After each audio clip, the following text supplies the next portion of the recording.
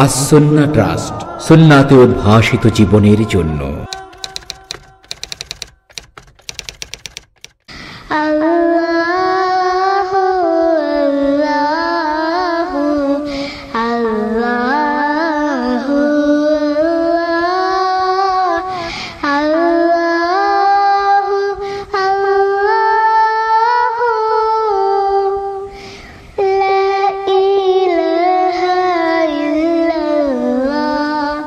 আসসালামু আলাইকুম ওয়া রাহমাতুল্লাহি ওয়া বারাকাতুহু। ইন্নাল হামদালিল্লাহ নাহমাদুহু ওয়া নাস্তাঈনুহু ওয়া নাস্তাগফিরুহু ওয়া নাউযু বিল্লাহি মিন শুরুরি আনফুসিনা ওয়া মিন সাইয়্যাতি আ'মালিনা। মান ইয়াহদিল্লাহু ফালা মুদিল্লা লাহু ওয়া মান ইউদ্লিলহু ফালা হাদিয়া লাহু। وأشهد أن لا إله إلا الله وحده لا شريك له وأشهد أن محمدا عبده ورسوله صلى الله عليه وعلى آله وأصحابه وبارك وسلم أما بعد। আমরা আল্লাহ তাআলা দরবারে শুকরিয়া জানাই যে আল্লাহ তাআলা আমাদেরকে নিয়মিত এই মাসিক মাজলিসুস সুন্নাহর মাহফিলে উপস্থিত হওয়ার তৌফিক দিয়েছেন, আলহামদুলিল্লাহ। আমরা অনেক বছর আগে এক সময় আপনাদের বলছিলাম, যারা পুরনো আছেন, যে আমরা হয়তো আল্লাহ দিলে তখন জায়গা হতো না, লোক ধরতো না, নানা সমস্যা ছিল। আমরা বলছিলাম এক সময় জায়গা হবে, আল্লাহ হয়েছেন। আপনাদের বলছিলাম হয়তো আল্লাহ দিলে এসি টেসি হবে, ঠান্ডায় আরামে শান্তিতে আপনারা মাজলিসে থাকবেন। এটা এখনও করতে পারিনি, আল্লাহ করাননি। তাই আপনাদের কাছে প্রথমেই দোয়া চাচ্ছি, এই কয় মাস খুব গরম থাকে, আমি নিজেও গরমে বেশি কাতর। এবারে এসির দোকানদাররা বলছিল আমরা এসি লাগিয়ে দেব, আপনি 1 বছর ধরে টাকা দিয়েন। তাও সাহস পাইনি, কারণ আরও অনেকগুলো কাজ আছে। আপনারা সবাই মিলে আমাদের জন্য দোয়া করবেন যে আপনারা কষ্ট করে আসেন, এখানে শান্তিতে নিরিবিলি গরমের কষ্ট কমিয়ে ভালো পরিবেশে অন্তর দিয়ে মন দিয়ে যেন আমরা ইবাদত করতে পারি, কথা শুনতে পারি। আল্লাহ তাআলা যেন আমাদের মসজিদের আরও উন্নয়ন, এসি লাগানো, প্রশস্ততা এবং দাওয়াতি কর্মকাণ্ডের আরও সম্প্রসারণ করার তৌফিক দান করেন। এর জন্য আমরা সবাই দোয়া করি, আমিন। আমরা সন্ধ্যায় যে জিকিরটা থাকে, আপনাদের গত কয়েক মাজলিসে বলেছি, এগুলো তো অবহেলা করবেন না। জিকির অনেক রকম। জিকির মানে স্মরণ করা, জিকির মানে স্মরণ করানো, জিকির মানে যে কোনোভাবে আল্লাহ তাআলার নাম, গুণাবলী, হুকুম হাকাম, জান্নাত জাহান্নাম, আল্লাহ তাআলার বিধিনিষেধ, আল্লাহ তাআলার নবী পয়গম্বর, আল্লাহ তাআলা সংশ্লিষ্ট যে কোনো বিষয়ে পড়া, মনে করা, মুখে বলা, মানুষকে মনে করানো, সবই জিকির। সবচেয়ে বড় জিকির হলো যে আপনি যখন চলছেন, ফিরছেন, কাজ করছেন, আল্লাহর কথা আপনার মনে আছে এবং এই মনে থাকাটা আপনার কর্মকে নিয়ন্ত্রণ করছে। আপনি হারাম থেকে সরে আসেন, ইবাদতটা করছেন, কখন কোনটা করলে আল্লাহ খুশি হবেন আপনার মনে আছে, আপনি সেইভাবে চলছেন। এর চেয়ে বড় জিকির আর নেই। তবে এর অর্থ এই নয় যে আমরা মুখের তাসবিহ তাহলিলের জিকির বাদ দেব। এই জিকির ওই জিকিরের সহায়ক, ওই জিকির এই জিকিরের সহকারী, এরকম। কারণ সুন্নাত এটাই বলে। অনেক সময় আমরা বলি আমাদের যুক্তি দিয়ে, বিবেক দিয়ে, যে আল্লাহর হুকুম বানাই তো বড় জিকির, আবার বসে বসে জিকির করা দরকার কি?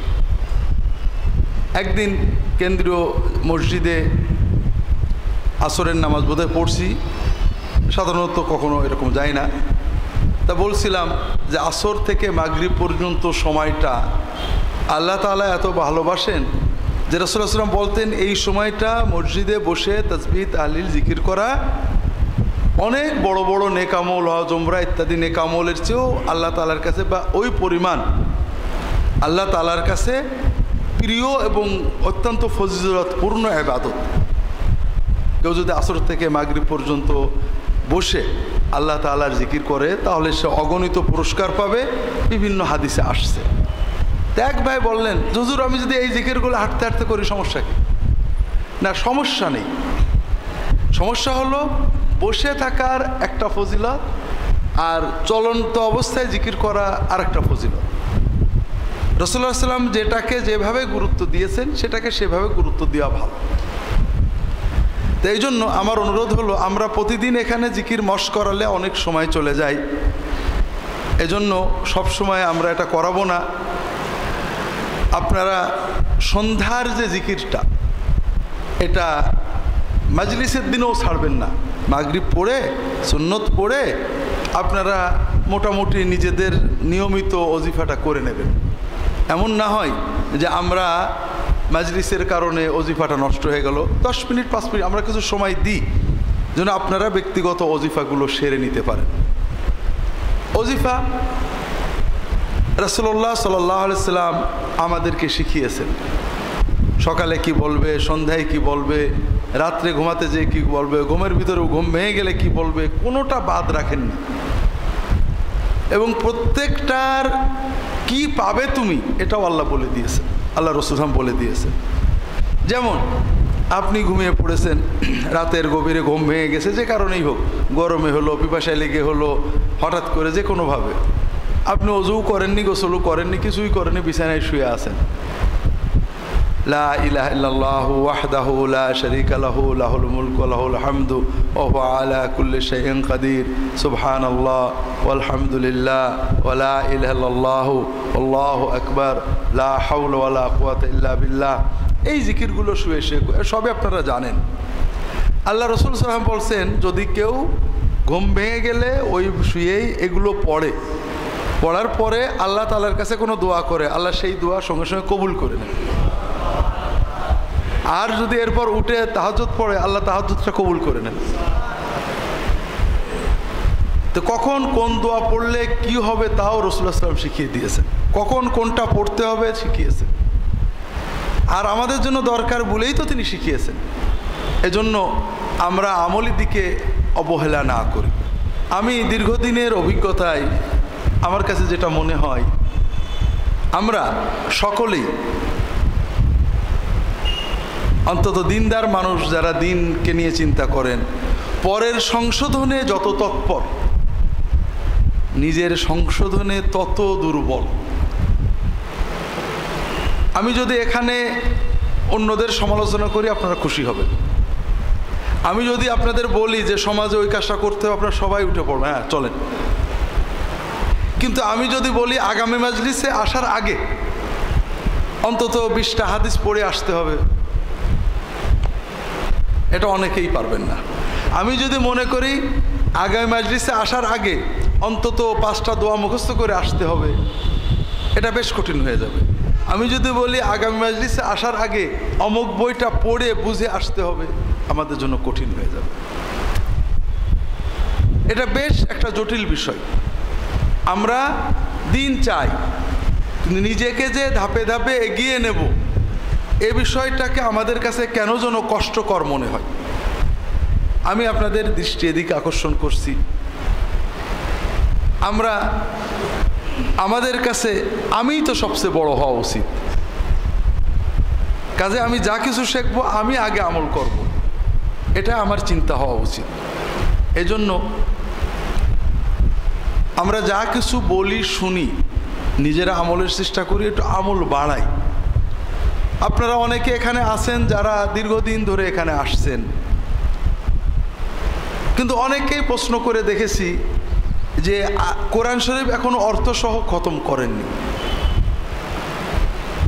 অথচ কোরআন শরীফ যে অর্থসহ বুঝে খতম করতে হবে আমাদের দরকার, এটা কিন্তু আমরা অনেকবার বলেছি। দুটো জিনিসের সমন্বয় করতে হবে। এক হলো নিজেরা পড়তে হবে কোরআন, সুন্নাহ, সিরা, আর একটা হলো আলেমদের সহবতে যেতে হবে। দুটোর সমন্বয় ছাড়া আমরা ভালো মুসলমান হতে পারবো না। কিন্তু আমি যদি আপনাদের প্রশ্ন করি, দেখা যাবে অনেকেই এটা করেননি। কেন করলাম না? কষ্ট করে মাসে মাসে মাহফিলে আসলাম, অনেক কথা শুনলাম, কিন্তু নিয়মিত প্রতিদিন একটু সময় কোরআন পড়ব। আল্লাহর কালাম, আমাদের তো কারো বোধহয় সন্দেহ নেই কোরআন যে আল্লাহর কালাম, এতে সন্দেহ আছে নেই কারো? অনেক জিনিস নিয়ে ঝগড়া আছে, কিন্তু কোরআন আল্লাহর কালাম এটা নিয়ে মুসলমানের কোনো ঝগড়া আছে নাকি? নেই।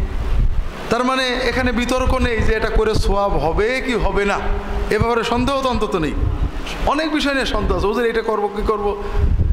2 নম্বর, কোরআন তিলাওয়াত, পড়া, বোঝা, শেখা, এটা যে বড় ইবাদত, এ ব্যাপারেও তো কোনো ইখতিলাফ নেই, আছে নাকি? তা আমরা কেন করছি না?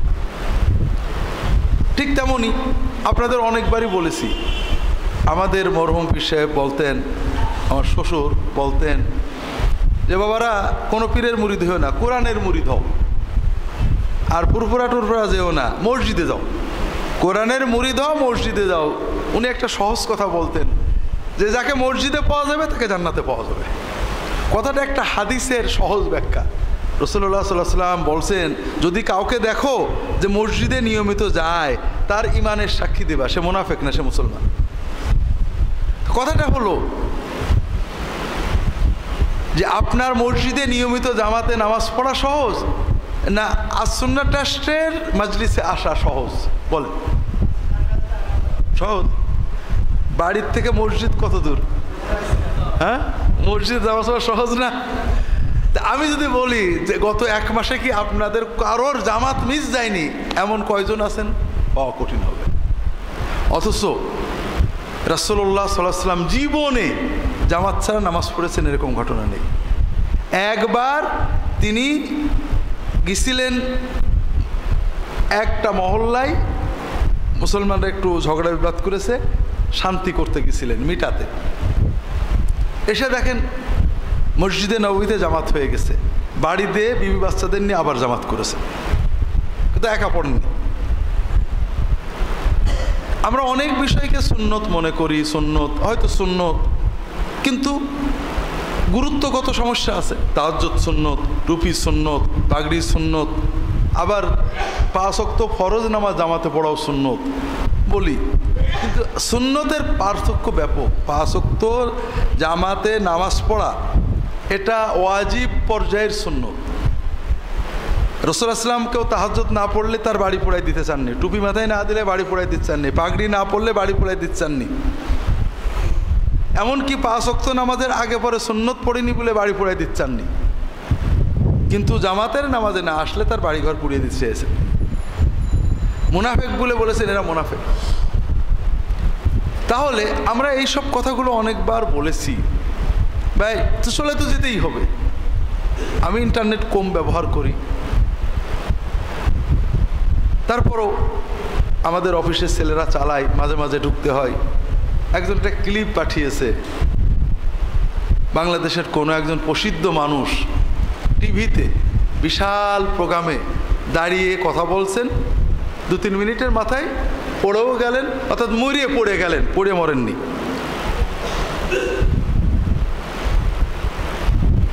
তাহলে আমাদের জীবন মৃত্যু কত কাছে, বেঁচে আছি আছি, মরে যাব জানি না আর 1 সেকেন্ড কিনা, মরে পড়বো না পড়ে মরবো তা আমরা জানি না। অনেক সময় মানুষ পড়ে আঘাত খেয়ে মরে, অনেক সময় মরার আগে মরে নেয় তারপরে পড়ে। মৃত্যু এত কাছে, এটা অন্যের মৃত্যু কাছে আর আমার মৃত্যু নোটিশ দিয়ে হবে এমন তো না ভাই। তাহলে আমার প্রস্তুতি তো আগে দরকার ছিল। আর আল্লাহর দিন তো সহজ, আল্লাহর সাথে বিজনেস তো সহজ। আমার বাড়ির পাশের মসজিদে 5 ওয়াক্ত জামাতে নামাজ, মসজিদে যেতে পারিনি, মহল্লায় আশেপাশের 3-4-5 মুসল্লি নিয়ে জামাতে নামাজ পড়বো, তাও পারিনি। দোকানদার 5-7 জনকে নিয়ে জামাতে নামাজ পড়বো, জামাত ছাড়া নামাজ আমি পড়বো না। এটাই তো ইমানের দাবি। এটার মাধ্যমে যা পাবো, ঘন্টার পর ঘন্টা ওজিফা করে আব্দুল্লাহ জাহাঙ্গীর ওয়াজ শুনে তা পাবো না, হতে পারে না।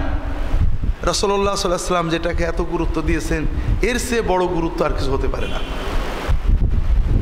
ফজরের নামাজের জামাত, আমরা আসুন্না ট্রাস্টের ভক্ত, আব্দুল্লাহ জাহাঙ্গীরের ভক্ত, মাজলিসুস সুন্নায় আসি, খুব ভালো কথা। কিন্তু আমি যদি বলি গত 1 মাসে ফজরের জামাত মিস হয়নি কয়জন, কঠিন হয়ে যাবে। আল্লাহ রসুল সাল্লাল্লাহু আলাইহি ওয়াসাল্লাম বলছেন, যে ব্যক্তি ফজরের এবং ইশার জামাত আদায় করে সারা রাত তাহাজ্জুদ কিয়ামুল লাইলের সওয়াব পেয়ে যায়। রাসূলুল্লাহ সাল্লাল্লাহু আলাইহি ওয়াসাল্লাম বলছেন, ফজরের জামাত আর ইশার জামাতের চেয়ে ভারী নামাজ আর মুনাফিকদের কিছুই নেই। কাজে যারা এই জামাজে আসে না তারা মুনাফিক। সাহাবীরা বলতেন, কোনো মানুষকে, মদিনার কোনো মানুষকে যদি কয়েকদিন পর পর মসজিদের ফজরের জামাতে না পাইতাম, আমরা ধরে নিতাম বেটা মুনাফিক। অনেক বলেছি আপনাদের। আর ওমর রাদিয়াল্লাহু তাআলা আনহু, সাহাবীদের যুগে এটা নিয়ম ছিল, আমরা করি না। মসজিদের ফজরের নামাজে কোনো মুসল্লি না থাকলে তারা খোঁজ নিতেন যে বেচারা অসুস্থ নাকি। প্রথম চিন্তা অসুস্থ কিনা, এটা আমাদের দরকার। আপনাদের গতদিনে একটা গল্প বলছি, গতদিনে না গত খুতবায় মনে নেই, আমেরিকার একটা ঘটনা। জেলখানায় এক কালো আমেরিকান মুসলমান হয়েছেন, কোরআন পড়েছেন, জেল থেকে বেরিয়ে ওনার আবাসিক এলাকায় গিয়েছেন। ফ্ল্যাট বাড়ি, পাশের সবাই খ্রিস্টান, সাদা কালো। এক সাদা খ্রিস্টান মুসলমান হয়েছে শুনে সবাই তাকে ঘৃণা করে। তার ভিতরে এক সাদা খ্রিস্টান, এমনি কালোদের প্রতি ঘৃণা আছে, আর বেটা আবার মুসলমান হয়েছে। তো ওই বিভিন্নভাবে বিব্রত করত। তার ওই বাড়ির ময়লার ব্যাগটা ওই বাসার সামনে থুয়ে রেখে চলে যেত। তো ওই মুসলমান ওটা আবার নিয়ে রাস্তায় ডাস্টবিন, যেখানে ময়লা ফেললে গাড়িগুলো নিয়ে যায়, ফেলে দিত। বেশ কিছুদিন পরে হঠাৎ একদিন দেখে ময়লা নেই। একদিন বা 2 দিন বা আমি ভুলে গেছি, উনি ময়লা না দেখে ওই সাদা আমেরিকানের দরজায় নক করেছে। এরপরে দরজা খুললে বলছে, সরি বিরক্ত করার জন্য, আপনি আমাকে একটা নেক আমলের সুযোগ দিতেন, আপনার ময়লাটা নিয়ে ডাস্টবিনে ফেলা আমাদের ইসলামে খুব বড় নেক আমল, প্রতিবেশীর এই কাজে সাহায্য করা। এজন্য আমি আপনার প্রতি থ্যাঙ্কফুল, গ্রেটফুল। গত 2-3 দিন দেখছি আপনি আমাকে এই সুযোগটা দিচ্ছেন না। আপনি কি আমার উপরে রাগ করলেন কি না, আমার উপরে বিরক্ত হলেন কি না, কোনো অন্যায় করে ফেলেছে কি না, এই জন্য ক্ষমা চেতে আপনার কাছে আসছে। তো এখন আমরা বলবো যে আমরা তো সেই শুনেছি রাসূলুল্লাহ সাল্লাল্লাহু আলাইহি ওয়াসাল্লামের নাকি কাটা দিত। কথাটা অবশ্য সত্য না। রাসূলুল্লাহ সাল্লাল্লাহু আলাইহি ওয়াসাল্লামের জীবনে আরও অনেক সুন্নাত আছে, কিন্তু মুসলমান এরকম করে আমরা তো কখনো শুনিনি। পার্থক্য হলো, তারা হলো পড়ে মুসলমান, খুব বুঝে মুসলমান, আর আমরা হলাম শুনে মুসলমান। একটু পার্থক্য আছে। যেটা বলছিলাম যে তাহলে একটা মানুষকে আমি মসজিদে দেখিনি, তার মানে প্রথমে ধরে নিতে হবে লোকটা তো অসুস্থ। যদি অসুস্থ না প্রমাণ হয়েছে, ওনারা বলতেন বেটা মুনাফিক। কিন্তু আমরা কি আমাদের জীবনে এই গুরুত্বপূর্ণ সুন্নত, যদি কাউকে আল্লাহ তৌফিক দিয়ে থাকেন যে 2-1টা সামান্য ওজর ছাড়া আলহামদুলিল্লাহ জামাতে নামাজ পড়ছেন, ফজরের জামাত মিস হচ্ছে না, তাহলে বুঝতে হবে আল্লাহর বড় তৌফিক। অনেক কিছু চলে যাক, অনেক নেকামল করতে, তাহাজ্জুদও পড়তে পারেননি, কিন্তু নামাজগুলো 5 ওয়াক্ত জামাতে পড়েছেন, ধরে নেবেন যে আল্লাহ আপনাকে অনেক ভালোবাসে। কারণ আমরা অনেকবারই আলোচনা করেছি, আজকে আলোচনা করব না, যে যদি কারোর অন্তর যা মসজিদের সাথে থাকে, আল্লাহ তাআলা কিয়ামতের দিন সবাই যখন কষ্টে থাকবে তাদের জন্য ছায়ার ব্যবস্থা করবে। কাজেই আমাদের আসুন্না ট্রাস্টের মসজিদে মাসিক মাজলিস সুন্নাহ আসবেন, আলহামদুলিল্লাহ, এটা আমরা আশা করি আল্লাহ কবুল করলে অনেক বড় নেক আমল। আপনি কি হেরার আলোয় আলোকিত হতে চান? আপনি কি সুন্নাহর আলোকে জীবন গড়তে চান? প্রফেসর ডক্টর খন্দকার আব্দুল্লাহ জাহাঙ্গীর রচিত কোরআন সুন্নাহ ভিত্তিক জীবন ঘনিষ্ঠ বইগুলো পড়ুন, সুন্দর জীবন গড়ুন। ইসলামী আকিদা, হাদিসের নামে জালিয়াতি, ইহয়াউস সুনান, রাহে বেলায়েত সহ আরো অনেক বই। কোরআন সুন্নাহ সাথে থাকুন, জীবন বদলে যাবে। যোগাযোগ আর সুন্নাহ ট্রাস্ট 01715400640। কিন্তু পাশের মসজিদে যে আমি নামাজটা পড়লাম না জামাতে, অবহেলা করে, অলসতা করে, এটা অত্যন্ত বড় দুঃখজনক খাসারাত। তো এইভাবে ভাইরা আমাদের এই অভিজ্ঞতাকে আপনারা মিথ্যা প্রমাণ করেন। আমাদের অভিজ্ঞতা কি বলছে? মানুষ পরকে পরিবর্তন করতে, সমাজকে পরিবর্তন করতে, বিশ্বকে পরিবর্তন করতে আগ্রহী, কিন্তু নিজেকে পরিবর্তন করতে খুবই দুর্বল। আমরা আশা করব এই ভুল ধারা থেকে আমরা বেরিয়ে আমরা নিজেকে পরিবর্তন করি, যেটা আমলে আসে, যেটা জেনেছি আমল করি, আমল বাড়াই, বিশেষ করে ইলম এবং আমলের সমন্বয় করি। প্রতিদিন কিছু কোরআন পড়ি, প্রতিদিন কিছু কোরআন বুঝি, প্রতিদিন কিছু হাদিস পড়ি, প্রতিদিন কিছু হাদিস বুঝি, প্রতিদিন আলেম ওলামাদের ভালো দু একটা বই পড়ি, কিছু বুঝি, অল্প হোক একটু এগোই, এক ধাপ এক ধাপ। কত সময় ভাই নষ্ট হয়ে যায়। আমরা বলছিলাম যে কাজে বসে, আজকে মসজিদে আপনাদের আলোচনা প্রসঙ্গেও বলছিলাম, যে কাজে বসে, যে কর্মে থেকে, যেখানে বসে, যে স্থানে বসে আমরা আমাদেরকে হারিয়ে ফেলি, পরের জন্য জীবন নষ্ট করে দিই, সেখানে আমাদের ভালো লাগে। আর যেখানে বসে, যে কথা পড়ে আমরা নিজেকে খুঁজে পাই, নিজেকে ভালোভাবে বুঝতে পারি, নিজের ভালো বুঝতে পারি, সেখানে আমরা যেতে চাই না, সেটা পড়তে চাই না। কত আবেগ ভরে ইত্তেফাক, ইনকিলাব, নয়া দিগন্ত, কত পেপার পড়ি, কি আছে এতে? এসব থাকবে, আমি হয়তো পড়ে মরবো বা মরে পড়ব, কিন্তু এর কাছাকাছি আবেগ নিয়ে আমি হাদিসের কয়েকটা পৃষ্ঠা পড়লাম না, সিরাতুন নবী পড়লাম না, কোরআনের কয়েকটা পাতা পড়লাম না, আমি কেমন ইমানদার? কত দুনিয়ার ব্যবসা বাণিজ্যর হিসাব করতে রাত কেটে যায়, ক্লান্তি লাগে না। কিসের হিসেব ভাই? এই যা আমরা গল্প করছিলাম কাল রাত্রেও, আজকেও বিকেলে আমার এক ছোটোবেলার বন্ধুর সাথে, বাবার ছিল 10 বিঘে, আমার হলো 1.5 বিঘে, আমার ছেলে পেলে রবে 10 কাঠা, তার ছেলে পেলে রবে হয়তো আধা কাঠা, জমা জমি সম্পত্তি এইভাবেই, ঠিক না ভাই? কিন্তু এই জমিতে যদি আমি একটা মসজিদ করতে পারি, একটা মাদ্রাসা করতে পারি, একটা দিনই কাজ করতে পারি, ওটা আর কেউ ভাগ বাটোয়ারা করতে পারবে না। আমার পরে 2 প্রজন্ম পরে তারা কি করে খাবে, এটা আমার চিন্তা করা লাগবে না। আমি আমার জন্য কি করতে পারলাম আর ওদের জন্য কতটুকু করলাম, এটা চিন্তা করলেই হবে। এর পরের প্রজন্ম ওরা নিজের মতো, আমার দাদা আমার জন্য চিন্তা করিনি, আর যদি করেও থাকে তার ওই নরিদ্দে গ্রামে আমি যাইনি, সব চিন্তা ভুল। আর আমার 3য় প্রজন্ম, 2য় প্রজন্ম কি বাংলাদেশ থাকবে, আমেরিকায় যে, অস্ট্রেলিয়া, আমার কিচ্ছু জানি না। এই যে আমি আমার জন্য কি করে যেতে পারলাম, আর আমার যে নগদ দায়িত্ব সন্তানদের কোথায় রেখে গেলাম, এইটা চিন্তা করলেই হবে। এই জন্য ভাইয়েরা, আমরা নিজেরা নিজেদের দিকে তাকাই, যে কাজ করলে আমি শান্তি পাই, যে কাজ করলে আমি আমাকে বুঝি, আমাকে নিয়ে চিন্তা করতে পারি, যেটা পড়লে আমি আমাকে ফিরে পাই, সে আল্লাহর কালাম, রাসূলুল্লাহ সাল্লাল্লাহু আলাইহি ওয়াসাল্লাম হাদিস, এগুলো আমরা নিয়মিত পড়ি, অল্প হলেও, আর যে আমলগুলো শিখি, পালন করি। যদি কোনো মোমেন যা শিখেন আমল করেন, তাহলে 2টো কাজ হয়, যেটা তিনি শিখেছেন আর ভুল হবে না, আর তার জন্য এটা পরীক্ষিত, তার জন্য আরও নতুন নতুন আমল শেখার, এলেম শেখার দরজা খুলতে থাকবে। আর যখন আপনি যা শিখবেন আমল করবেন না, যা শিখেছেন ওটাও ভুলে যাবেন, আর নতুন এলেম আর বাড়বে না, আর বাড়ালেও তাকে কাজে লাগে না। আল্লাহ তাআলা সবাইকে তৌফিক দান করুন, আমিন। আমাদের সামনে অনেক দিনই মৌসুম আসছে।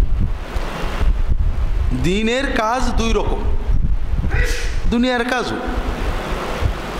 একটা হলো নিয়মিত, এটা বেজ, আর একটা হলো মাঝে মাঝে।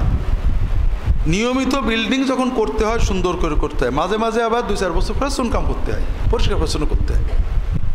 খাওয়া দাওয়া নিয়মিত খেয়ে যেতে হয়। মাঝে মাঝে ফলের মৌসুমে একটু ফল টল বেশি করে খায়, অমুক মৌসুমে শরীরে একটু উপকার হয়। আল্লাহ তাআলা আমাদের জন্য দিনটা দিয়েছেন দেহের খাদ্যের মতোই নিয়মিত।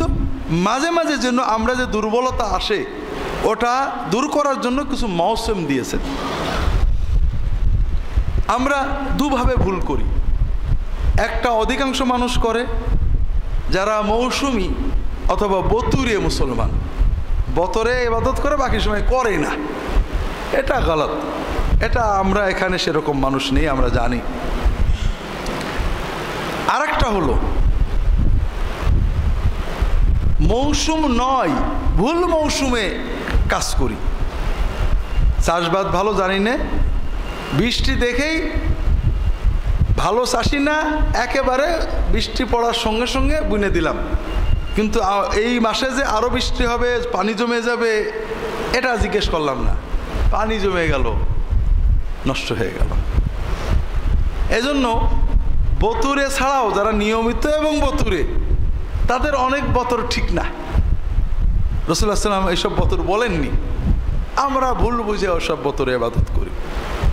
আমাদের সমাজে এরকম আছে কিছু, যেটা আপনারা জানেন, যে সব সময়ে ইবাদতের কথা নেই বা যে ইবাদতের কথা নেই সেগুলো আমরা করি।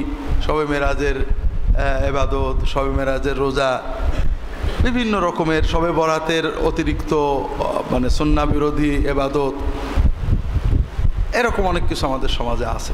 মুহররমের অনেক ইবাদত আছে যেটা সুন্নতে নেই, কিছু আছে সুন্নতে আছে। তৃতীয়ত, কিছু মৌসুমের খোঁজখবরই আমরা ভালো রাখি না। এটা সহি মৌসুম কিন্তু খোঁজ রাখি না। তার একটা হলো জিলহজ মাসের প্রথম 10 দিন। আমাদের দেশে কিছু বিষয়ে বান্দা মুমিনরা সচেতন, যেমন শবে কদর, শবে বরাত, শবে মেরাজ, সহি বা বাতিল যাই হোক। আর কিছু বিষয় আমাদের জানা নেই অনেকেরই, ইদানিং আলহামদুলিল্লাহ কেউ কেউ জানছেন, যেমন জিলহজ মাসের প্রথম 10 দিন বেশি বেশি ইবাদত করা, রোজা রাখা, তাসবিহ তাহলিল জিকির করা। আল্লাহ তাআলা এই 10 দিনের ইবাদত সবচেয়ে পছন্দ করেন, অনেক সহিহ হাদিস আছে। একটা মৌসুম। আর একটা মৌসুম হলো হজ, যেটা শুরু হয়ে গিয়েছে।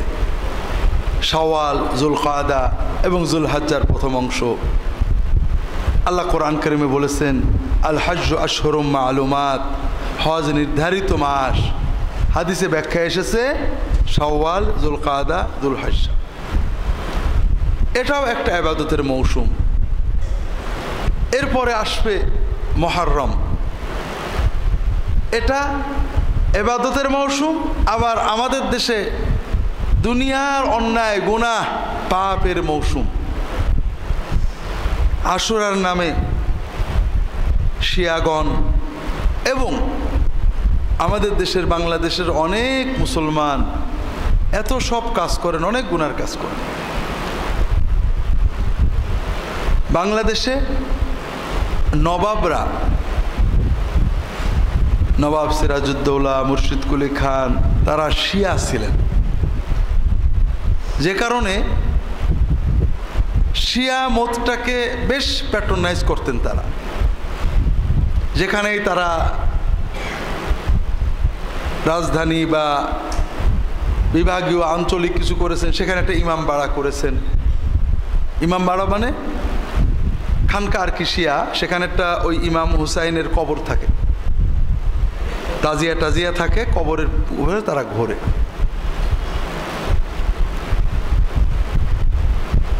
আমাদের দেশের আমাদের রন্ধে রন্ধে শিয়া মত ছড়িয়ে আছে। যদিও আমরা নিজেদের সুন্নি দাবি করি, সৌদি আরবে যখন আমাদের নাম শুনে আলী হুসেন, আকবর আলী, মোহাম্মদ হুসেন, মোহাম্মদ আলী, আমাদের কিন্তু সবার নামের সাথে হুসেন, আলী টালি জড়িত আছে, কিন্তু আবু বকর ওমর কিন্তু নেই। এমনকি কারণ না আবু বকর ওমর হলে তারপর আলী লাগাই।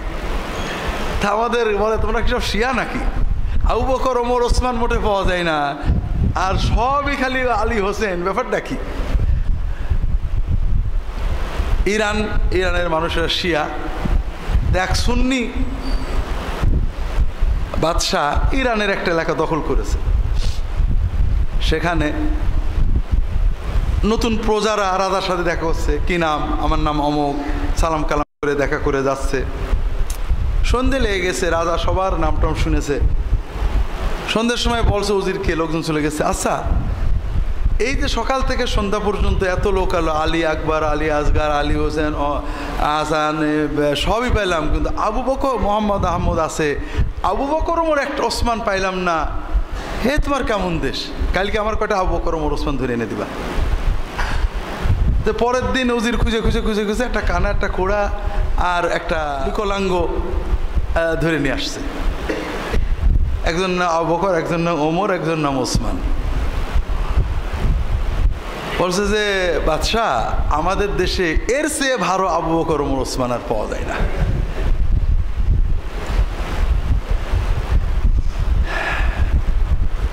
শোনা, আমি তো দেখিনি,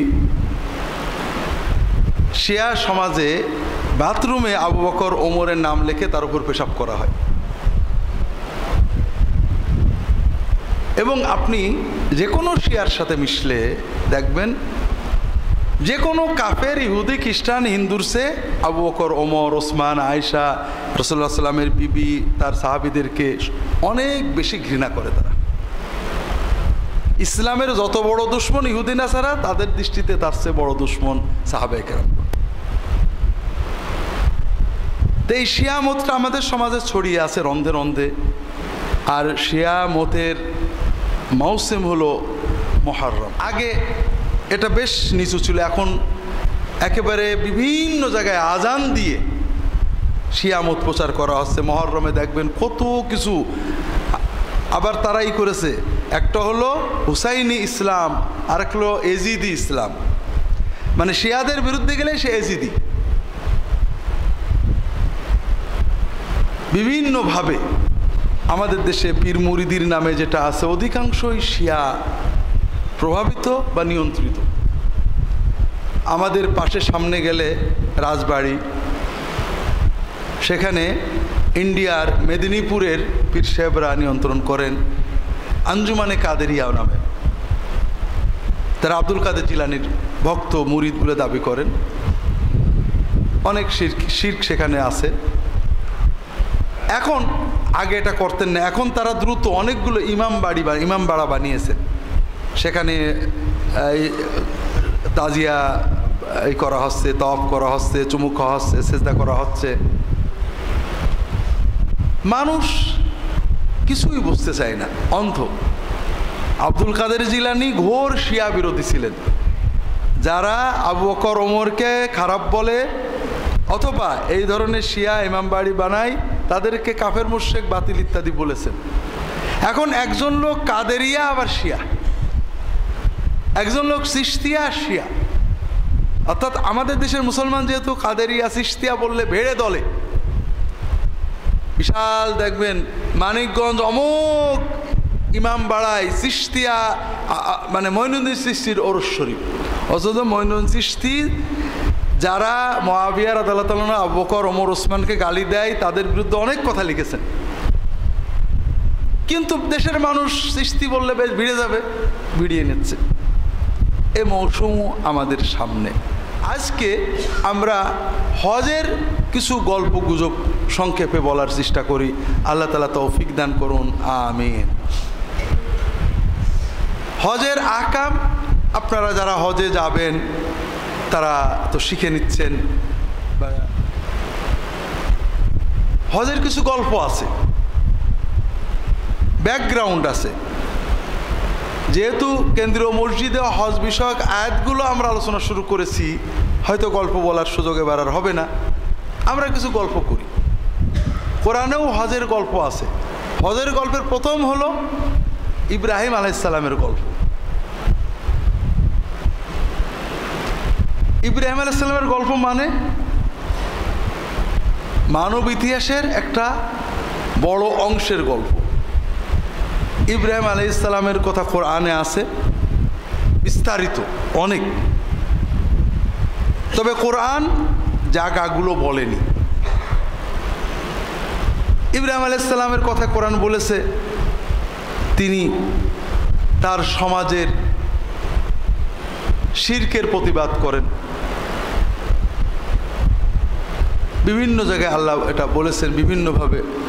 ইদ ক্বাল লিআবিহি ওয়া কওমিহি মা হাযিহি তামাসিলুল্লাতী আনতুম লাহা আকিফুন, এই যে মূর্তি প্রতিমা এগুলোর তোমরা ইবাদত করো, নীরবে দাঁড়িয়ে থাকো, ধ্যান করো, তাদের সামনে মুরাকাবা করো, এটা কি? তার কম বলল যে আমাদের বাপ দাদা এগুলোর ইবাদত করে এসেছেন, তাই তো করি। এরা তোমাদের উপকার করে, কথা শোনে, কি করে, অত শত বুঝি নিয়ে ইবাদত করে। অন্য জায়গায় আল্লাহ তাআলা বললেন যে ইব্রাহিম তাদেরকে বুঝালেন যে এরা কিছু করতে পারবে না। তারা ভয় দেখালো যে এই আমাদের দেব দেবতা যাদের আমরা ইবাদত করি, তুমি যদি এদের বিরুদ্ধে সব কথা বলছো, এদের ডাকা যাবে না, এরা তোমার ক্ষতি করে দেবে, তোমার ধ্বংস করে দেবে। তিনি বললেন ওয়ালা আখাফু মা তুশরিকুনা বিহি ইল্লা আইয়াশা রাব্বি শাইয়া, তোমরা যার ভয় দেখাচ্ছ যে অমুক দেবতা আল্লাহর মাহবুব, আল্লাহর প্রিয়, তার বিরুদ্ধে বললে আমার ক্ষতি করে দেবে, আমি ওদের ভয় পাই না। আমার মালিক যা চাইবে তার বাইরে কেউ কিছু করতে পারবে না। কিন্তু তোমাদেরকে আমি বলি যে তোমরা আমাকে এইগুলোর ভয় দেখাচ্ছ, অথচ তোমরা আল্লাহর সাথে শরিক করছো। আল্লাহ কোনোভাবে কোথাও নির্দেশ দেননি, বিশ্বাস করেন এখনো পর্যন্ত যত ধর্মগ্রন্থ আছে, যত রকমের বিকৃতি আছে, তার ভিতরেও কোথাও আল্লাহর নির্দেশ নেই যে আল্লাহ ছাড়া কারোর মাধ্যমে আল্লাহর কাছে যাইতে হবে, কোনো নির্দেশ নেই। তা আল্লাহ তো তোমাদের কোথাও বলে দেননি যে তোমরা আমাকে ডাকার জন্য অমুক অমুকের মিডিয়া ধরো, তার একটু ইবাদত করো, তার নামে মানত করো, তার সিন্নি দাও, তার সেজদা করো, তার কাছে নীরবে ভক্তি নিয়ে দাঁড়িয়ে থাকো, তার মূর্তি বানিয়ে নাও, তার কবরে চলে যাও, অথবা তার কোনো স্মৃতি বিজড়িত স্থানটাকে এইভাবে করো। আল্লাহ বলেননি। আল্লাহ যেটা বলেননি আল্লাহর সাথে শরিক করছো তোমরা, আর আমি এক আল্লাহর ইবাদতের কথা বলছি। তাহলে আইয়ুল ফারিকাইন আহাক্কু বিল আমন, এখন ভয় বেশি পাওয়ার দরকার কার, আর নিরাপত্তা বেশি পাওয়ার দরকার কার? এভাবে কমকে বুঝালেন, কম শুনলো না, তাকে ভয় দেখালো। তিনি কি করলেন? ওয়াতাল্লাহি লাআকিদান্না আসনামাকুম বা'দা আন তুওয়াল্লু মুদবিরিন, তিনি বলেন আল্লাহর কসম তোমাদের এই মূর্তিগুলোর আমি সাইজ করে ফেলবো, তোমরা যাও। ফাজআলাহুম যুযাজান ইল্লা কাবীরাল্লাহুম লাআল্লাহুম ইলাইহি ইয়ারজিউন, তিনি মূর্তিগুলোকে ভাঙলেন, একটা বাদ দিলেন, বড় মূর্তিটা, যেন এরা এসে ওর কাছে যাইতে পারে। আপনার সমাজে অনেক গল্প আছে এর সাথে, সেগুলো আমি বলছি না, কারণ কোরআনে নেই, সহি কোনো সনদ নেই। আমি সংক্ষেপ ইব্রাহিম আলাইহিস সালামের গল্প, ইব্রাহিম থেকেই হজ। ক্বালু মান ফাআলা হাযা বিআলিহাতিনা ইন্নাহু লামিনাজ যালিমিন, আমাদের মাবুদদের, ইলাহদের এই কাম কে করলো? নিশ্চয়ই সে বড় জালেম। ক্বালু সামি'না ফাতান ইয়াযকুরুহুম ইউকালু লাহু ইব্রাহিম ক্বালু ফাতু বিহি আলা আয়ুনিন নাস লাআল্লাহুম ইয়াশহাদুন, বলা বলি করলো। একটা যুবক আছে, ওই যুবকের নাম ইব্রাহিম, ও এইগুলো খুব সমালোচনা করে, বলে ধরে নিয়ে এসো তাকে, আগে মানুষ দেখুক এই শয়তানটাকে, বদমাইশটাকে। ক্বালু আনতা ফাআলতা হাযা বিআলিহাতিনা ইয়া ইব্রাহিম, ইব্রাহিম তুমি কি আমাদের এই মাবুদদের, আমাদের ইলাহগুলোর এই কাম করেছো? ক্বালা বাল ফাআলহুম কাবীরুহুম হাযা ফাসআলুহুম ইন কানু ইয়ানতাকুন, কেন? ওই যে বড় যেটা ঠিক আছে ও করেছে, ওদের কাছে জিজ্ঞেস করো যদি কথা বলতে থাকে। ফারাজাউ ইলা আনফুসিহিম ফাকালু ইন্নাকুম আনতুমুয যালিমুন, তারা নিজে বললে আমরা আসলে অন্যায় করছি। এই কাম কেউ করে নাকি? কেউ কথা বলতে পারে, ওর ডাকবো কে? তোমার কিছু আলা রহুসিম লাকাদ আলিমতা মা হাউলা ইয়ানতাকুন, মাথা নিচু করে বললো তুমি তো জানো যে এরা কথা বলতে পারে না, এসব কথা বলো কেন? এইবার পরিবেশ হলো আফাতা'বুদুনা মিন দুনিল্লাহি মা লা ইয়াদুররুকুম ওয়া লা ইয়ানফাউকুম উফফিল লাকুম ওয়া লিমা তা'বুদুনা মিন দুনিল্লাহি ইন কুনতুম তা'লামুন। তোমরা আল্লাহকে রেখে, এখানে আবার মনে রেখেন, আমরা সবসময় মনে করি নমরুদের কাছে ইব্রাহিম গেল, আল্লাহর ইবাদত করো। নমরুদ বলল আল্লাহকে না, আল্লাহকে, এটা ঠিক না। আল্লাহ সৃষ্টিকর্তা, সব জাতি মানত। তবে তারা আল্লাহ রুবুবিয়ত উলুহিয়াতে শিরিক করত, অনেক সময় রুবুবিয়তের অনেক ক্ষমতা অস্বীকার করত, নিজেদেরকে রব দাবি করত, আমাদেরও তো পাওয়ার আছে। কিন্তু আল্লাহ সৃষ্টিকর্তা, তিনি সৃষ্টি করেছেন, যে নামেই হোক, এটা তারা মানত। যাই হোক, তিনি বললেন তোমরা আল্লাহকে রেখে আল্লাহর পাশাপাশি বা আল্লাহকে বাদ দিয়ে এদের ইবাদত করতো যারা কিছু উপকার করতে পারে না, তোমাদের মতো খারাপ লোক হয় না। কালো হাররিকুহু আনসুরু আলিহাতাকুম ইন কুনতুম ফাইলিন। এবার দেখেন আমাদের মানবীয় ইমোশন দেখেন, তারা স্বীকার করলে এরা কথা বলে না, নিজেরাও বুঝলে অন্যায় করেছে। এইবার কিছু লোকে যেতে গেল, বুঝতে তো পারছো, এই মেরে ভেঙেছে। আমাদের মাহবুবদের মর্যাদা রক্ষা করা আমাদের দায়িত্ব। এত বড় অন্যায় জুলুম করেছে, তার শাস্তি দিতেই হবে। যদি আমাদের মাহবুবদের ইলাহগুলোর মর্যাদা রক্ষা করতে চাও, তাহলে একে আগে আগুনে পোড়াও। সব যুক্তিতর্ক শেষ, এখন আবেগ এক্সপার্ট করে আগুনে পোড়ানোর ব্যবস্থা করা। এখানে অনেক গল্প আছে সমাজে, এগুলোর কোনো ভিত্তি নেই। আগুন জ্বলে না, কাড়ি কাঠ বানানো হলো, ফেরেশতারা টেনে ধরলো, সেখানে নে টিপ পরা লোক গেল, ন্যাংটো, সব মিছে কথা। এগুলোর কোনো ভিত্তি হাদিস কোরআনে নেই। কোরআন শুধু বলছে যে তারা আগুনে পোড়ানোর সিদ্ধান্ত নিল। ফাকুলনা ইয়া নারু কুনি বারদাও ওয়া সালামান আলা ইব্রাহিম।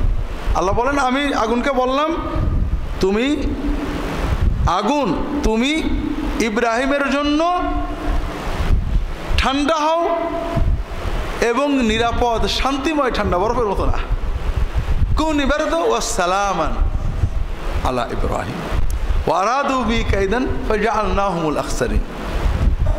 তারা ইব্রাহিমের ধ্বংস করতে চেয়েছিল, আমি তাদেরকেই ক্ষতিগ্রস্ত করে দিলাম। এই ঘটনার পরে ইব্রাহিম আলাইহিস সালাম তার ভাতিজা লূতকে নিয়ে উনার দেশ ছাড়লেন। ক্বাল ইন্নী মুহাজিরুন ইলা রব্বি, আমি হিজরত করব আমার রবের জন্য। তাহলে বোঝা গেল উনি এক দেশে ছিলেন, আরেক দেশে গেলেন। কোন দেশ থেকে কোন দেশ এটা কোরআনে নেই। তবে বিভিন্ন ঐতিহাসিক, ধর্মীয় ইত্যাদি বর্ণনা থেকে মোটামুটি বোঝা যায় যে ইব্রাহিম আলাইহিস সালাম ছিলেন ইরাকের, এই যে কুফা বসরা আমরা শুনি, সাদ্দাম হোসেনের ইরাক, ওই ইরাকের একটা উর নামক শহরে, প্রাচীন। তিনি সেখান থেকে চললেন, ইরাক থেকে সিরিয়া এলাকা হয়ে ফিলিস্তিন এলাকাতে আসলেন। এটা তার হিজরত। ফিলিস্তিন, মিশর ইত্যাদি হয়ে ফিলিস্তিনের পাশেই তিনি বসবাস করতেন। তাহলে এই হলো তার ফার্স্ট স্টেপ। এটা কোরআনে অন্য জায়গায় আল্লাহ তাআলা বলেছেন, ইদ ক্বালা লিআবিহি ইয়া আবাতি লিমা তা'বুদু মা লা ইয়ানফাউ ওয়ালা ইউগনি আনকা শাইআ। আব্বা, আপনি কেন এমন সব কিছু পূজা করেন যা কোনো কথা শোনেও না, কোনো কথা বলেও না, কোনো উপকারে লাগে না? ইয়া আবাতি ইন্নী ক্বাদ জাআনি মিনাল্লাহি মা লাম ইয়াতিকা ফাত্তাবি'নি আহদিকা সিরাতান সাবিয়্যা। আব্বা, আমার কাছে আল্লাহর পক্ষ থেকে এলেম এসেছে, আপনি আমার কথাটা শোনেন, আমি আপনাকে সঠিক পথে নিয়ে যাব। ইয়া আবাতি লা তা'বুদিশ শাইতান ইন্নাশ শাইতানা কানা লির রহমানি আসিয়া। আব্বু, ইয়া আবাতে, আব্বাকে কত আদর করে আদব করে মহব্বত করে করে ডাকছে। এটা দাওয়াতে আমাদের বুঝতে হবে। আমরা তো কারোর দাওয়াত দিলে খেপে রাগ করে অন্যায়ের বিরুদ্ধে কথা বলবো, কঠোর হব না কেন? কোরআনের বিভিন্ন জায়গায় বারবার দেখবেন দায়ীদের এটা বুঝতে হবে যে মাদউর কলবকে মুখাতাবা করতে হয়, তার আকলকে না। কানা রাসূলুল্লাহ সাল্লাল্লাহু আলাইহি ওয়াসাল্লাম ইয়াতাখাওয়ানুনা বিল মাওইদা। রাসূল নিজে নবী, সাহাবীগণ তার কথা শুনতে পাগল, তারপরেও সাহাবীদের মন মানসিকতা এখন একটু ফুর্তিতে আছে কিনা বেছে বেছে হিসেব করে কথা বলতেন। ওয়াজ আমরা করি, বিরাট ভাব গম্ভীর্য নিয়ে গরম করে বলে ফেললাম, দর্শকরা ক্লান্ত হচ্ছে কিনা, ঝিমিয়ে পড়ছে কিনা দেখলাম না। না, এটাকে দায়ীদের কাজ না। তুমি মোটা মোটা গরম গরম কথা বললে ঠিকই, কিন্তু কাম কি হলো? দর্শকদের চোখের দিকে তাকাও, তারা ক্লান্তি লাগলে সাবজেক্ট বাদ দাও, সহজ করে বুঝাও, গুরু গম্ভীর না, তার অন্তরে যেন কথাটা যায়। কতটুকু সত্য বললে এটা নয়, চেষ্টা করো। তাসিরের মালিক আল্লাহ, কিন্তু তার হৃদয় কলব, শুধু আকল নয়। ইব্রাহিম আলাইহিস সালাম আবার বলছেন, আব্বু ইয়া আবাতি, আপনি শয়তানের পূজা করেন না। শয়তান তো আল্লাহর বিরুদ্ধে স্মরণ করেছে। এভাবে তিনি বোঝাতে থাকলেন, ইয়া আবাতি ইন্নী আখাফু আইয়ামাসসাকা আযাবুম মিনার রহমান ফাতাকুনা লিশ-শাইতানি ওয়ালিয়া। আমার ভয় হয় আব্বু, আল্লাহর আযাব আপনার উপর এসে পড়বে, আপনি শয়তানের দলে চলে যাবেন, শয়তানের অলি হয়ে যাবেন। অনেক বুঝালেন, কিন্তু বাবা বুঝলো না। আরাগবুন আনতা আন আলিহাতি ইয়া ইব্রাহিম লা ইন লাম তানতাহি লা আরজুমান্নাকা ফাহজুরনি মালিয়া। ইব্রাহিম, তুমি আমার ইলাহদের বিরুদ্ধে চলে যাচ্ছ, তুমি তাদের পছন্দ করতে পারছো না, তুমি তাদেরকে অপছন্দ করছো। তুমি যদি এই ধরনের খারাপ চিন্তা বর্জন না করো, আমি তোমাকে পাথর মেরে শেষ করে যাও, এখন ভাগো। ইব্রাহিম বাবাকে বললেন যে আমি তোমার জন্য দোয়া করে যাব যেন আল্লাহ তোমাদের ভালো করে, কিন্তু আমি আর আতাজিলুকুম ওয়া মা তা'বুদুনা মিন দুনিল্লাহ ওয়া আদউ রাব্বি ওয়া আতাজিলুকুম ওয়া মা তাদউনা মিন দুনিল্লাহ ওয়া আদউ রাব্বি আসা আল্লাহ আকুনা বিদুআই রাব্বি শাকিয়া। আমি তোমাদেরকেও থেকেও বিচ্ছিন্ন হলাম, চললাম, আর তোমরা যাদের ইবাদত করো, ডাকো, বিপদে পড়লে ডাকো, বাবা, তাদেরও আমি ডাকবো না, তাদের পরিত্যাগ করলাম। ওয়াদু রাব্বি, আমি ডাকবো শুধু আমার রবকে। আসা আল্লাহ কুনা বিদুআই রাব্বি শাকিয়া, আমি আশা করছি আমার রবের দোয়ার উসিলায় আমি কখনোই খারাপ হব না, কখনোই আমার ভাগ্য খারাপ হবে না। এই সব ভূমিকাটুকুর উদ্দেশ্য হলো, আল্লাহ এখানে তার মূল হিকমত বললেন এর পরেরটাই। তাহলে আমরা ইব্রাহিম আলাইহিস সালামের ব্যতিক্রম কি? সারা বিশ্ব, সকল মানুষ, পিতা, সমাজ বিরুদ্ধে চলে গেছে। আমরা সবসময় সমাজের সাথে তাল মিলিয়ে চলতে পছন্দ করি। অনেক সময় সমাজের জন্য অন্যায়কেও মেনে নিই, সমাজের জন্য মানুষে কি বলবে চিন্তা করে হারাম পাপও মেনে নিই, শিরক বিদআতও মেনে নিই, যে কি করা যাবে সমাজে আছে। ইব্রাহিমের ব্যতিক্রমটা কি? সব কষ্ট, ত্যাগ, আগুনে পোড়া, পিতামাতাকে ছাড়া, দেশ ছেড়ে দেওয়া, সমাজ ছেড়ে দেওয়া, সব স্বীকার করব, কিন্তু আমার কাছে যে ইলম আল্লাহ দিয়েছেন, হককে বুঝেছি, এর বাইরে যাব না। ওয়াজহাতু ওয়াজহিয়া লিল্লাযী ফাতারাস সামাওয়াতি ওয়াল আরদা হানিফান ওয়া মা আনা মিনাল মুশরিকিন। আমি গোড়া হয়ে গোড়ামির সাথে, প্রচণ্ড গোড়ামির সাথে আমার মুখটাকে আল্লাহর দিকে ফিরিয়ে রাখবো, আর কারোর দিকে ফিরাবো না। আল্লাহ বললেন, ফালাম্মা আতাযালাহুম ওয়া মা ইয়াবুদুনা মিন দুনিল্লাহ ওয়াহাবনা লাহু ইসমাঈল ওয়া ইসহাকা ওয়া কুল্লান জাআলনা নাবিয়্যা ওয়াহাবনা লাহুম মিন রাহমাতিনা ওয়া জাআলনা লাহুম লিসানা সিদকিন আলিয়্যা। আল্লাহ বলছেন, যখন ইব্রাহিম এই চূড়ান্ত পরীক্ষা পাশ করলো, সমাজের চাপ, পিতামাতার চাপ, আগুনে পোড়ানো, বাদশার বিরোধিতা, কিন্তু এই সামান্য একটা বিষয় মেনে নিলেন না, আমরা যেটাকে সামান্য মনে করি।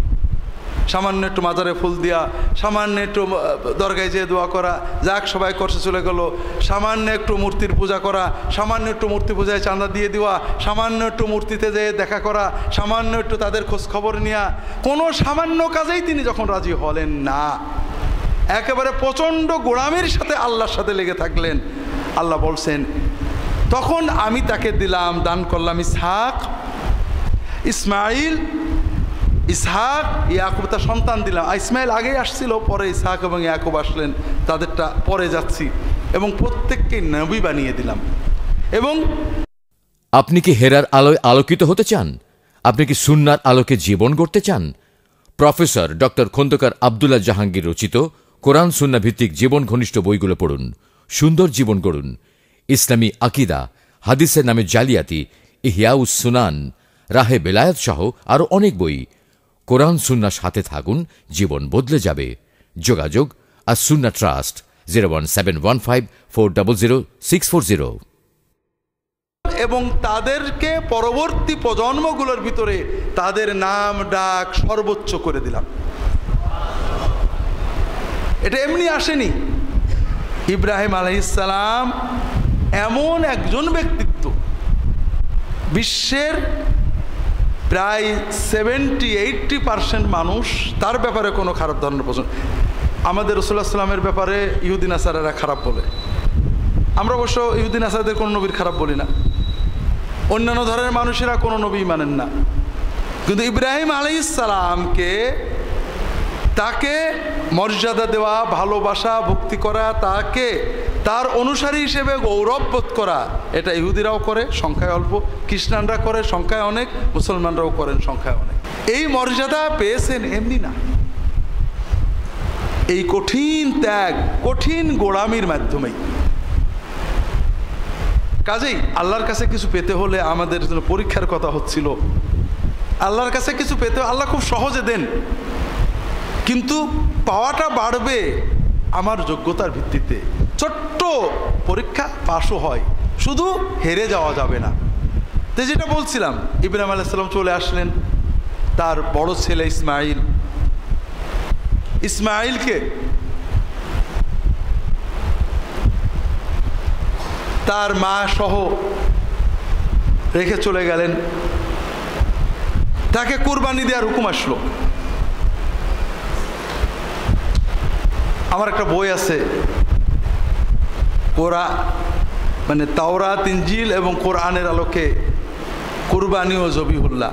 কেউ পড়ে থাকলে পড়বেন, নইলে পড়তে পারেন। খ্রিস্টানদের দাবি যে কুরবানির হুকুম করা হয়েছিল ইসহাককে, ইসমাইল না।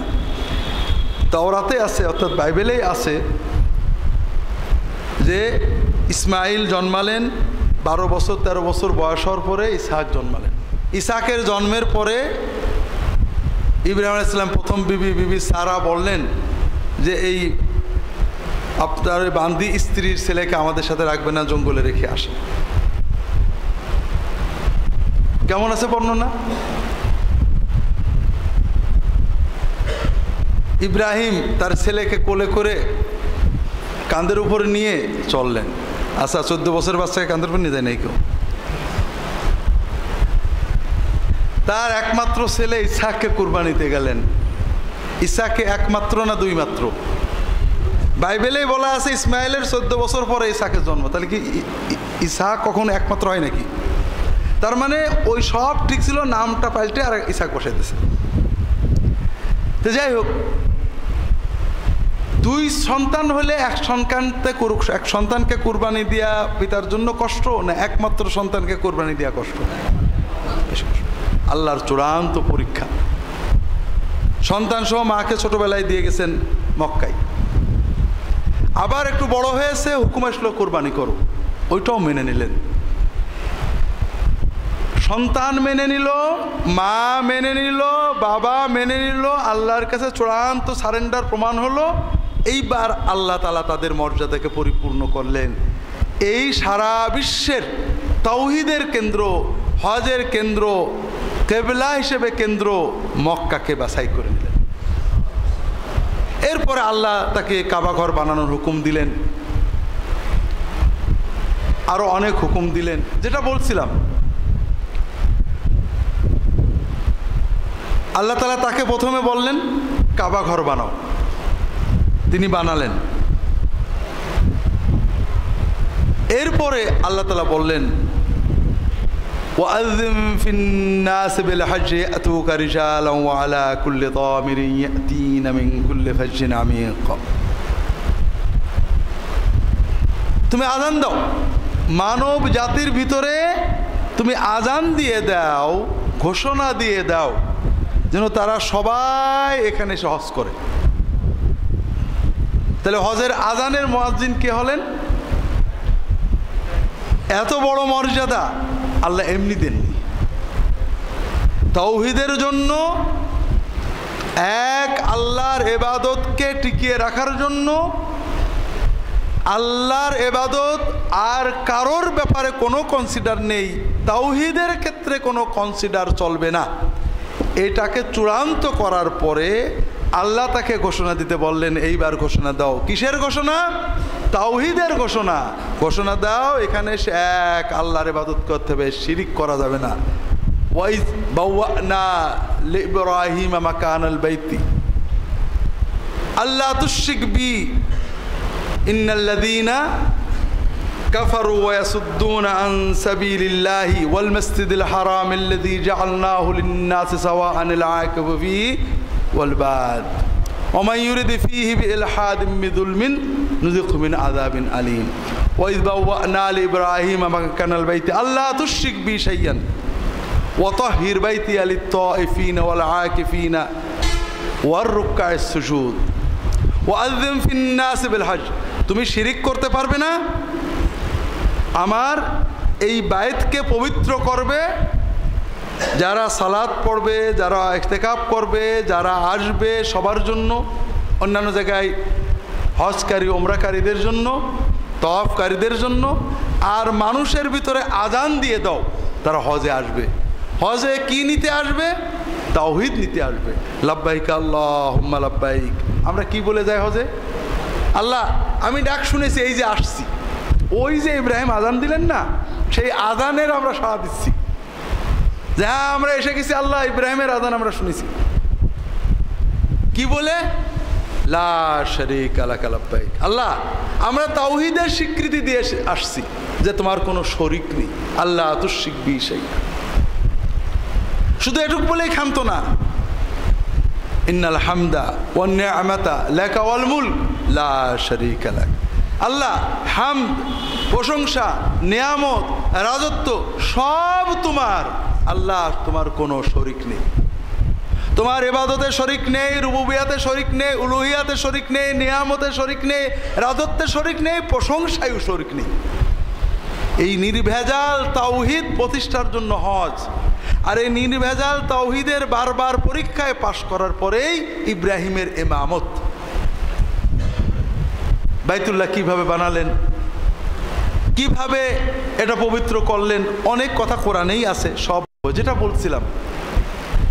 তাহলে ইব্রাহিম হজের আযান দেওয়ার এই ইমামত পেয়ে গেলেন, মুআজ্জিনিয়ত পেয়ে গেলেন, কিসের বিনিময়ে? তাওহীদের জন্য প্রচণ্ডতম গোড়া হওয়ার কারণে, হানিফ হওয়ার কারণে, বেকা ক্রেজি, এক্ষেত্রে কোনো মোলায়েম হবে না। আমি নরম হতে পারি, অনেক কিছু মেনে নিতে পারি, কিন্তু তাওহীদের ক্ষেত্রে কোনো আপোষ আমি করতে পারবো না। এই প্রচণ্ড ক্রেজিনেস, হানিফিয়াত, প্রচণ্ড গোলামি দিয়ে তাওহীদকে ধরে রাখা, আমি সব মেনে নিতে পারি, কিন্তু তাওহীদের ক্ষেত্রে কোনো আপোষ নেই। একটা হাদিস আসছে,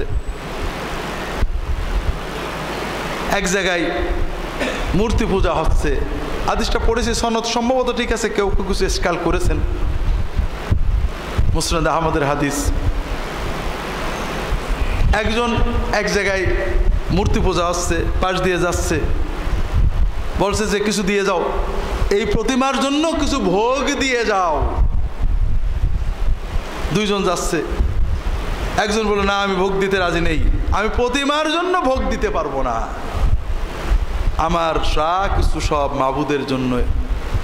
তাকে কতল করে ফেললো। আর একজন যাচ্ছে, কিছু ভোগ দাও, কিছু হলে দাও, সেটা মাসি ধরে দিয়ে গেল। আল্লাহ রাসূল বলে এই মাসির জন্য সে দোজখে গেল। সে একটু আপোষ করে, মাসি তো সামান্য জিনিস না। তৌহিদের ক্ষেত্রে মাসিও আপোষ করা যাবে না। অন্য ক্ষেত্রে যাই করেন, তৌহিদ হবে আপোষহীন। এটা আপনাদের আগে অনেকবার বোঝানোর চেষ্টা করেছি।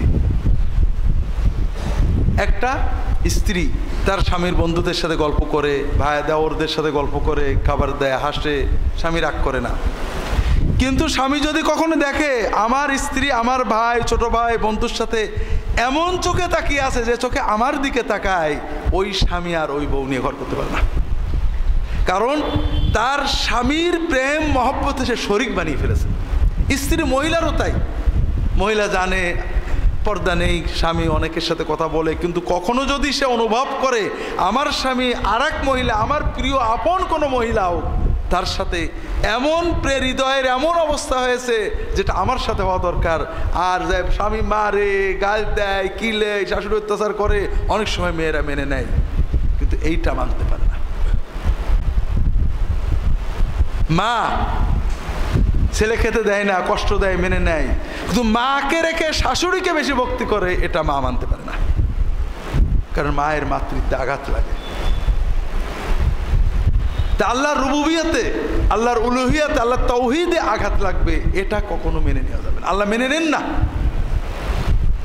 কিন্তু দুর্ভাগ্য ভাইরা, ইব্রাহিম ইমামত পেলেন তাওহীদের জন্য, হজের ঘোষণা দিলেন তাওহীদের ঘোষণা।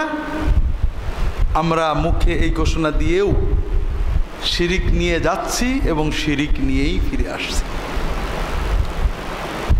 আবু জেহেলও বলতো লাব্বাইক আল্লাহুম্মা লাব্বাইক, লাব্বাইক লা শারীকা লাকা লাব্বাইক। আমাদের মতোই বলতো, শুধু একটা বাক্য যোগ করতো যে আল্লাহ আপনার কোনো শরিক নেই, তবে যাদের কাছে আপনি আল্লাহর আপনার মাহবুব বান্দা, ওলি, ফেরেশতা কিছু পাওয়ার দিয়ে রেখেছেন, তাদের কিছু পাওয়ার আছে, আপনার অলৌকিক রুবুবিয়তের পাওয়ার, ক্ষমতা কিছু তো আপনি দিয়ে রেখেছেন, এটা আপনার। তাদের পাওয়ারের মালিকও আপনি, তাদের মালিকও আপনি, তবে আপনি দয়া করে কিছু পাওয়ার দিয়েছেন। আল্লাহর সাথে শরিক করতে মানে কি? তারা কি বলতো সৃষ্টিকর্তা দুইজন? বলতো নাকি? কখনো না। আল্লাহর সাথে শরিক করার মানে কি? আল্লাহর রুবুবিয়তের কিছু গুণ অমুক, যেমন হিন্দুরা আল্লাহর সাথে শরিক করে, আমরা তাকে কাফের মুশরিক বলি। তারা তো এক ঈশ্বর, এক সৃষ্টিকর্তা মানে। প্রবলেম কোথায়? তারা বলে আল্লাহর, যেমন আমরা আজরাইল আলাইহিস সালাম বলি মালাকুল মউত, জান কবজ করে, কিন্তু আমরা কখনো আয়ু বাড়ানোর জন্য আজরাইলকে ডাকি না, ডাকি নাকি? হিন্দু বিশ্বাস অনুযায়ী যম জান কবজ করে, ঠিক না? আয়ু বাড়ানোর দরকার হলে তারা কার ডাকে? কার পূজা করে? যমের পূজা করে। কথা বোঝেননি? তাহলে একটা হলো দায়িত্ব দেয়া, আল্লাহ ফেরেশতাদের দায়িত্ব দিয়েছেন, কিন্তু পাওয়ার কার হাতে? তারা কল্পনা করছে না দায়িত্বের সাথে পাওয়ারটাও দেওয়া আছে। যমের সেবা করলে, যমের বাড়িতে গেলে আয়ু বেড়ে যাবে। শিক্ষা কোথার থেকে আসে বুঝতে পারছেন তো? তো এই যে আল্লাহ কাউকে ভান্ডার দিয়ে রেখেছেন, কেউ কিছু করে দিতে পারে, অথবা কেউ বললে আল্লাহ ফেলে না, ও আল্লাহ নেবে, এই হলো সব শিরক। আর এই শিরকিয়াত আমাদের সমাজের রন্ধে রন্ধে আছে। আমরা এগুলো সহই যাচ্ছি। আবু জেহেল বলতো, আমরা বলছি না। দ্বিতীয়ত, যেও শিরক করি, মক্কায় যে মানুষ শিরক করে, কিন্তু একেবারে এক একটা শিরক। মক্কায় যে সেখানে কবুতরের গু, কবুতরের দানা দেয়, ওই দানা আর গু নিয়ে আসে তাবিজ করে ব্যবহারের জন্য। আমার মরহুম শ্বশুর বলতেন যে আল্লাহ মোহাম্মদ আব্দুল্লাহের অনেক রহমত করুক, এই বেচারা যদি আরব দেশে না আসতো, কাবাঘর মানুষ ছুরি দিয়ে কেটে আর জিভে দিয়ে সেটাই মারি নিয়ে চলে যেত। এটা সত্যি কথা। কিন্তু আমার এক ইন্ডিয়ান বন্ধু, ভালো তালবে এলেম, আলেম মানুষ, আমরা একসাথে গেছি ওমরা করতে, হঠাৎ শুনলাম তাকে পুলিশে ধরেছে। কি হয়েছে? ওই তওয়াফ করার সময় ছুরি দিয়ে গিলাফের কাপড় কাটতে গেছিল। তো যদি মোহাম্মদ ইবনে আব্দুল ওয়াহাব আরব দেশে না আসতো তো অরিজিনাল কাবা ঘর আর থাকতো না। মানুষ জিভিয়ে দিয়ে সেটে আর এই ছুরি দিয়ে কেটে কেটে কেটে তাবিজ করে সব নিয়ে আসতো। এর ভিতরে যা পারে, যেখানে এই নেই ওই কবুতরের দানা দেবে ওই দানাগুলো নিয়ে আসবে, কাবা ঘরের পিলার খুঁজে খুঁজে মাটি নিয়ে আসবে, আরাফাতে যেখানে মাটি নিয়ে নেবে, গাড়ে ফাড়ে যে কটা পাথর নিয়ে নেবে। তাহলে আমরা আর পাথর পূজারী মূর্তি পূজারীদের পার্থক্য। তো এই জন্য ভাইরা, আমি আর লম্বা বলবো না, হজ মৌসুমের প্রথম কথা হলো, আমাদের মাজলিসুস সুন্নাহর কথা হলো যে তাওহীদের জন্যই ইব্রাহিমের মর্যাদা, মক্কার মর্যাদা, সেই তাওহীদ আমরা নষ্ট না করি। একজন হাজী সাহেব খুব বড় হাজী, পয়সাওয়ালা মানুষ, অনেক পয়সা আল্লাহ দিয়েছেন, প্রতি বছরে হজ বা ওমরায় যান এবং আজমির শরীফে যান। তিনি বলেন আল্লাহর কাছে গুনাহগাতার জন্য মক্কায় যায়, আর ব্যবসা বাণিজ্য পয়সা কড়ির জন্য গরিবে নওয়াজের মাজারে যায়। কথা বলছেন? আবু জেহেলের শিরকের চেয়ে এটা অনেক বড় শিরক।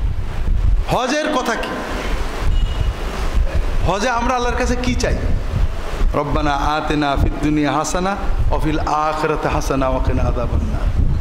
দুনিয়া এবং আখিরাত দুটো, দুনিয়ার টাকা আখিরাতের জান্নাত, দুটোই মক্কায় যে চাইতে হয় এবং আল্লাহ দুটোই দেন। আমাকে একজন বলছে, হুজুর হজ করে যেয়ে একটু আজমির শরীফ যাব। বুঝে ভাই, আল্লাহর রস্তে মুহাম্মদ রাসূলুল্লাহ সাল্লাল্লাহু আলাইহি ওয়াসাল্লামের কবর দেখে যাওয়ার পরে আল্লাহর রস্তে আর কারোর কবরে যেয়েন না ভাই। যদি যাইতে আগে যে এটি একবারে শেষে, যদি এরপরে কারোর কবরে যান, বুঝতে হবে যে আপনি মুহাম্মদ সাল্লাল্লাহু আলাইহি ওয়াসাল্লামের কবরে এসে আপনার জান ভরিনি। এই বেঈমানি করেন না ভাই, কি বলবেন ভাই। তো এই জন্য শিরক সমাজের রন্ধে রন্ধে ছড়িয়ে গেছে, আমরাও না বুঝে শিরক করে ফেলছি। শিরক মুক্ত হই, শিরক মুক্ত থাকি, শিরক মুক্ত হওয়ার দাওয়াত দিই। আল্লাহু তাআলা আলাম। আল্লাহুম্মা সাল্লি আলা মুহাম্মাদিন নবিয়্যিল উম্মি ওয়া আলা আলিহি ওয়া আসহাবিহি আজমাইন। সুবহানাকা আল্লাহুম্মা বিহামদিকা আশহাদু আল্লা ইলাহা ইল্লা আনতা আস্তাগফিরুকা ওয়া আতুবু ইলাইক। আল্লাহুম্মা সাল্লি আলা মুহাম্মাদ ওয়া আলিহি। আসসালামু আলাইকুম ওয়া রাহমাতুল্লাহ।